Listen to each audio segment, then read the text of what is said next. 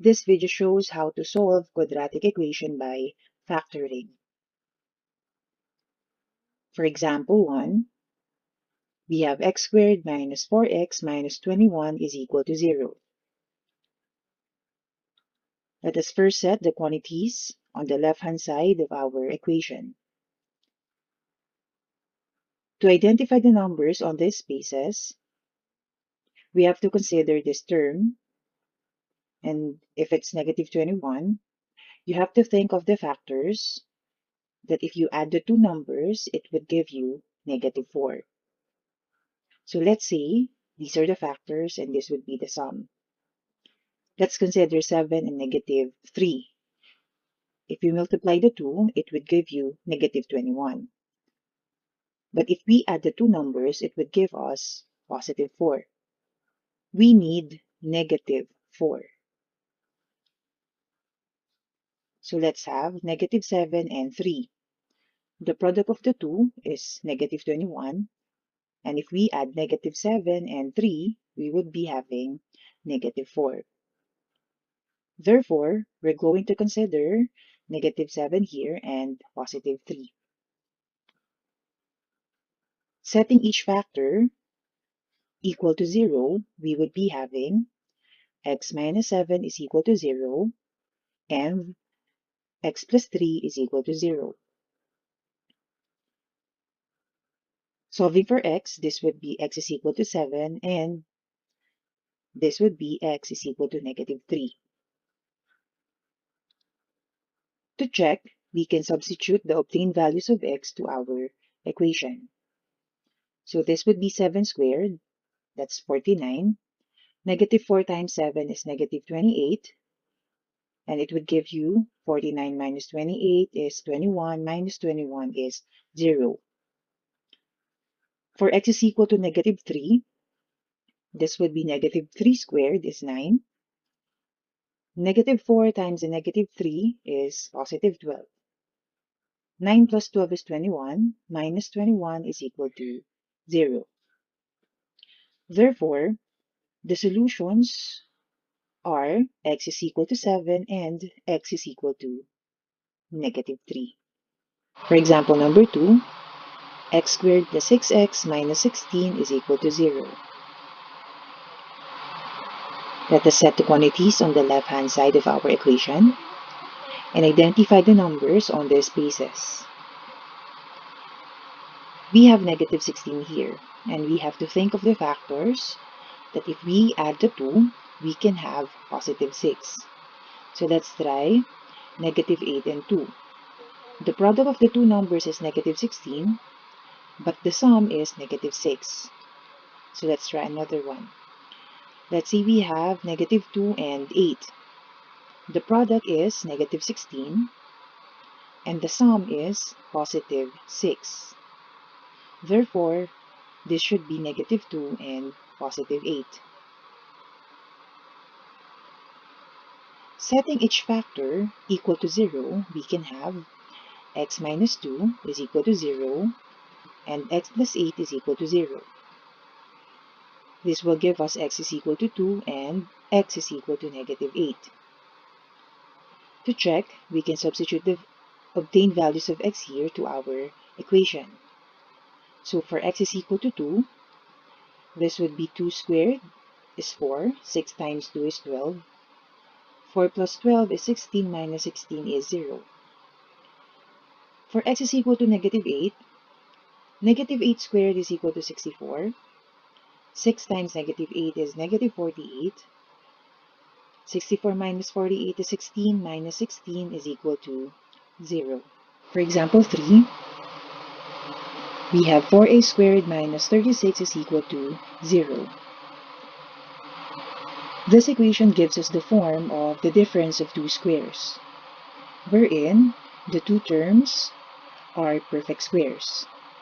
So if this would be the form, we can factor this by having the product of the sum and difference of two terms. So for this case, 4a squared minus 36 is equal to 0. We can set this as 4 is 2 squared because 4 is a perfect square times a squared minus 6 squared. 36 is a perfect square, and then we can set it as 6 squared. Or if we multiply 6 to itself, we can have 36. So to set the factors of the left-hand side of the equation, we can have 2, and then this would be a plus, and then the other quantity would be 2a minus. Identifying this would be this base number, and that would be 6.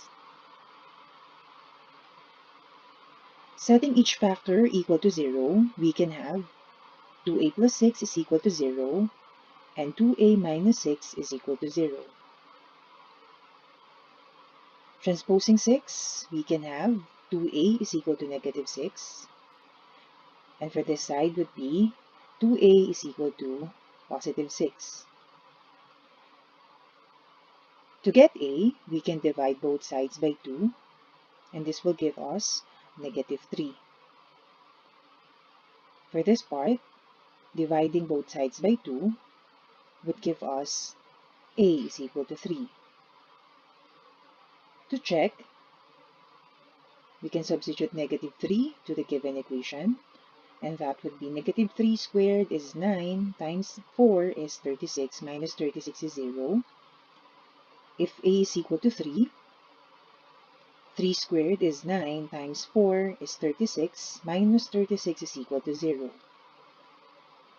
Therefore, the solutions of 4a squared minus 36 is equal to 0 are a is equal to 3 and a is equal to negative 3. For example number 4, let's say the given is 81 minus 4s squared is equal to 0. Again, the left-hand side of the equation shows us the difference of two squares. Therefore, we can say that this would be 9 squared, this is for the 81, minus 4 is also a perfect square, setting it as 2 squared times s squared is equal to 0. Therefore, the factors of this difference of two squares would be 9 plus 2s times the quantity of 9 minus 2s. Setting each factor equal to 0 would be 9 plus 2x is equal to 0, and 9 minus 2s is equal to 0. Let us solve for s. Transposing 9 to the right side would be 2s is equal to negative 9, and for this part, it would be negative 2s is equal to negative 9. We can divide both sides by 2 to get s, and that would be negative 9 over 2. Doing the same, we have to divide negative 2 here to both sides of the equation to get s. And therefore, negative 9 divided by negative 2, that would be positive 9 over 2. To check, let's say for s is equal to 9 over 2, this would be 81 minus 4 times 9 over 2 squared. The square of 9 over 2 is 81 over 4. So this would be cancelled. So what's left is 81 minus 81, and that is equal to 0. If we try negative 9 over 2 to the equation, again, if we square this part, it would give you a positive answer. So it would be 9 raised to 2 is equal to 81, and then 2 raised to 2 would be 4. So squaring a negative number would give you a positive number. So this would be cancelled, and it would give you 81 minus 81 is equal to 0. For example number 5, the given is 2x squared plus 7x plus 3 is equal to 0. In this equation, the coefficient of the x squared term is not equal to 1. So for us to identify the factors, we have to consider the numerical coefficient of x squared and the constant term. So I would be having 2 times 3. The product of the two numbers is 6. Now, you have to think of the factors of 6 that would give us the sum of 7, which is the coefficient of the x term here. So let's say 1 times 6. And then if we add the 2, we can have 7. To continue, we can set this as x plus 1/2 and x plus 6 over 2. This 1 and 6 would be the factors here. 2 came from the coefficient of x2. For this part, 6 over 2, we can simplify it as 3. Therefore, this factor would be x plus 3. For the other factor, since 1/2 is not an integer, we can set this 2 beside the x term here. So we can have 2x plus 1.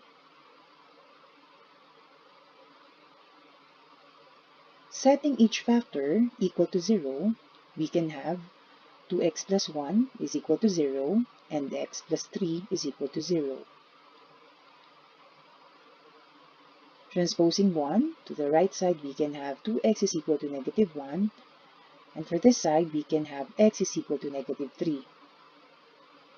We need x for this equation. Therefore, we can divide both sides by 2, and therefore we can have negative 1/2. To check, we can substitute the obtained values to our equation. Let us first try negative 3 to the given equation. So this would be negative 3 squared times 2.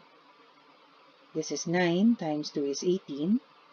7 times negative 3 is negative 21, plus 3 is equal to 0. 18 minus 21 is negative 3, plus 3 is equal to 0. For x is equal to negative 1/2, negative 1/2 squared is positive 1/4. Times 2, that would be 1/2. 7 times the negative of 1/2 would give you negative 7/2, plus 3 is equal to 0. 1/2 minus 7/2 is negative 6 over 2. To simplify this would be negative 3 plus 3 is equal to 0. Therefore, the solutions are x is equal to negative 1/2 and x is equal to negative 3.